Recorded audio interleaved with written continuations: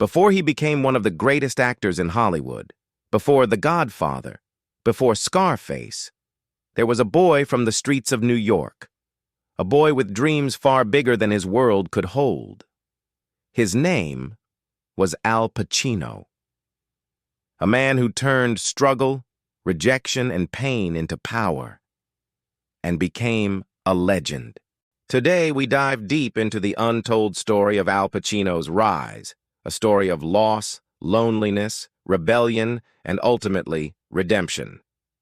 Alfredo James Pacino was born on April 25, 1940, in East Harlem, New York City.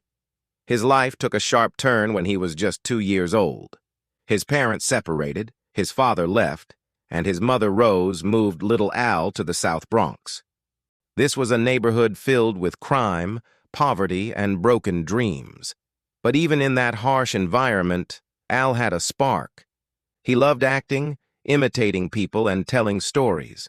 School, however, was a different story.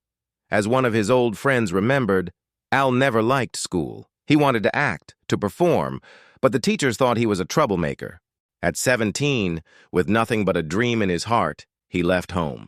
No money, no support, just a fierce belief that echoed in his mind. I can make it.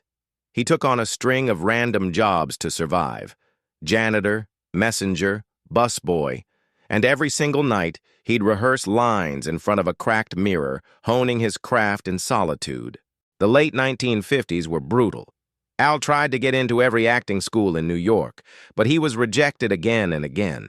The feedback was crushing. They told him he didn't look like an actor. He was too short, too shy, too strange. He was poor, often homeless, and sometimes had to sleep in theaters or on friends' couches just to have a roof over his head. At his lowest point, he didn't even have enough money for food. In his own words, "There were days I didn't know what I was going to eat, but I knew. Someday, I'll get there." Tragedy struck when Al was just 22. His mother died. Soon after, his grandfather, the man who had raised him like a father, also passed away. Suddenly, he was completely alone in the world. Those were, without a doubt, the darkest days of his life. But that profound pain did something powerful to Al. It didn't destroy him. It fueled him. It forged an intensity that would one day captivate the world. The turning point finally came in 1966. After years of rejection, Al Pacino was accepted into the legendary Actors Studio. There, he was mentored by the great Lee Strasberg, the father of method acting. That moment changed everything. He finally had a stage, a purpose, and a family in his fellow actors. He began performing in small off-Broadway theaters, earning just $125 a week. But every performance was a fire, raw, real, and absolutely unforgettable. Then in 1971, fate knocked on his door. A young, ambitious director named Francis Ford Coppola saw something extraordinary in Al. He wanted him to play Michael Corleone in his upcoming film, The Godfather. The studio executives were horrified.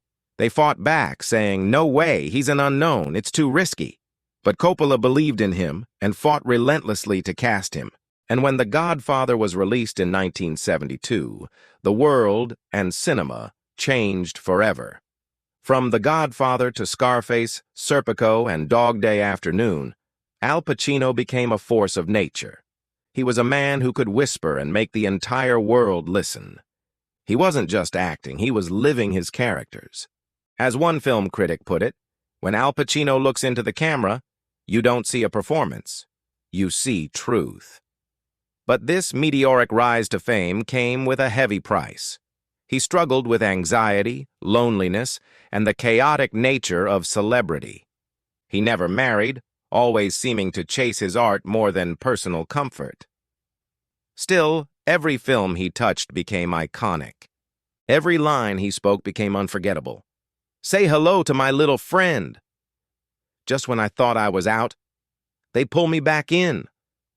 Al Pacino had become a symbol of raw, untamed human power. By the 1990s, he was already a certified legend. Yet, even after decades in the spotlight, he kept evolving. He returned to the theater, took on challenging roles in independent films, and began mentoring young actors, passing on the craft that had saved him. In 1993, after numerous nominations, he finally won his first Oscar for his breathtaking performance in Scent of a Woman.